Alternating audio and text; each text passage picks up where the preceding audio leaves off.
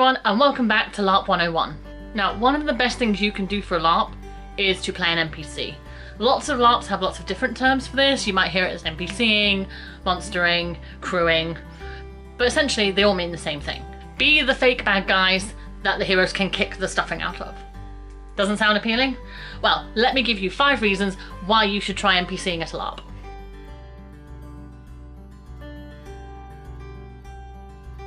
If you've never LARPed before, helping a game out by being an NPC is a great way to get started.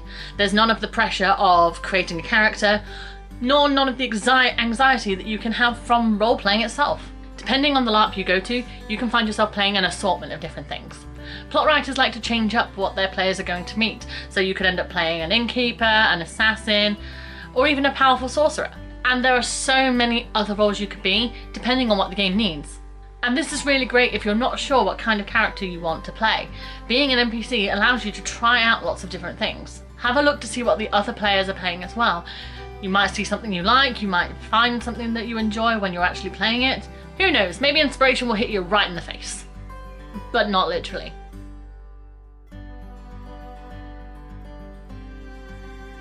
So, I actually have a rather tough time convincing people that archery in LARP is worth doing. I know, right? I'll go on about it another time, but it is really hard to big up a certain skill in game when the first time you do, loads of people will come in and just tell everyone how annoying it is or expensive it is, when it's technically neither of those things. Right, later time, sorry. But that's why I do encourage people to go and try it when they're NPCing. When you're out being an NPC, you're not confined to the strict structure that you may give your characters. You can try different weapons if you want to. There's even a lot of LARPs out there who have weapons just there for their NPC teams to use. Which means essentially you have the benefit of trying something out without having to have the financial investment of buying it. Over the years I've tried swords, spears, daggers, shields, and that's resulted in me buying some of my own. Which is great, except when your husband buys a stupidly ridiculous battle axe that has to live in your living room because it doesn't fit pretty much anywhere else, and I'm 99% sure it won't fit in a car to go to a LARP. Let's not go there. You know what, thanks for that, Monster Room. If your LARP doesn't have any weapons that they can lend to you, see if you can swap weapons with a mate.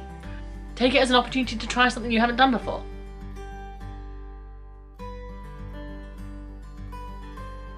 LARP is a collaborative hobby, and because of that, I think that we all have a sense of responsibility to help other members of the community have as much fun as possible. At least to a certain extent. You don't have to stand there and let them murder you for the sake of their entertainment. But going out and helping other people by NPCing means you're contributing to other people having fun. And at the end of the day, that's what this hobby is all about. Us having fun all together. If you've been LARPing before, then you should know that going out there and beating bad guys and monsters is one of the best experiences you can have. So what's the harm in giving that to other people? Go out there and help them be the big shiny hero that we all want to be at some point during our LARP lives. That's literally the reason most of us go. And who knows? If you go out and help them have fun, odds are you're gonna have fun too.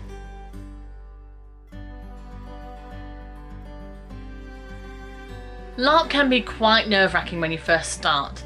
You don't know anybody, you're not confident about your character, you're not confident that if you start role-playing, people aren't just gonna turn and look at you as if you're some form of, crazy idiot. But NPCing can really help with that. You can look at NPCing as close to acting than you can role-playing. Sure, you don't have a script, but you don't have to design the character, you're given a brief, which allows you to work within it. You have set parameters for what that character should be, and therefore that helps you ease into role-playing.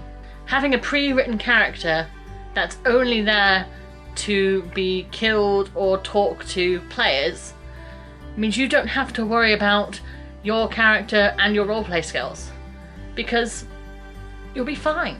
Worst comes to very worst, you'll just improve, because practice makes perfect. And it's okay if you mess up when you're getting started. Very few people were born natural role players. I'm certainly not. Even today I'm generally very terrible at it. But practicing roleplay does give you help when getting into role-playing as your character. And let's face it, NPCing is a great way to practice.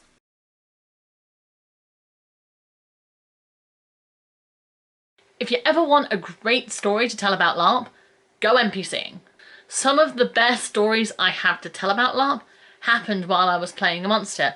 I've been an unliving zombie in a large battle of 500 people. I once played with a pack of wizard hunters and we essentially emptied an entire large circus-sized tent full of players because we caught one and blasted him into the floor. I even once held an entire battle line by myself with a bow and arrow. The stories you can create are endless and it is so fun to talk about them with your mates after an event. Getting out of your character and into an NPC role is the great way to see part of the event's plot that you might not have even interacted with previously. And at the end of the day, you're there to have fun too.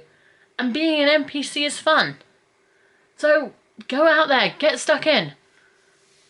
And who knows? Maybe you'll discover something you hadn't discovered before. Thank you so much for watching. Don't forget to like, share and subscribe. Please stay safe, stay healthy, and I'll see you on a battlefield soon.